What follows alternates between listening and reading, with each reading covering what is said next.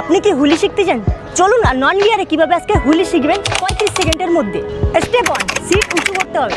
যতটা সিট উঁচু করে নেবেন আপনার হুইলি করতে একদম ইজি হবে। স্টেপ 2, আপনার পায়ের পজিশন প্যাডেলের মিডলে রাখবেন না আর একদম পিছনেও রাখবেন না, একদম সামনে টিপ পজিশনে রাখবেন। আপনারা প্রেসার পাবেন আর হুইলি মারতে একদম ইজি হবে। স্টেপ 3, আপনি যখন হুইলি তুলছেন জোরজবস্তি হুইলি তুলবেন না। 30% হাতে প্রেসার দেবেন আর 70% পায়ে ফোর্স দেবেন, তাহলে আপনার হুইলি করতে একদম ইজি হবে। জোরজবস্তি হুইলি করবেন না, তাহলে জীবনেও হবে না, খালি ভিডিও দেখে যেতে হবে। গাইস, আপনি যখন হুইলি মারছেন, যখন পিছনে পড়ে যাচ্ছে, তখন কিন্তু ব্রেকিংটা খুব ইম্পর্টেন্ট।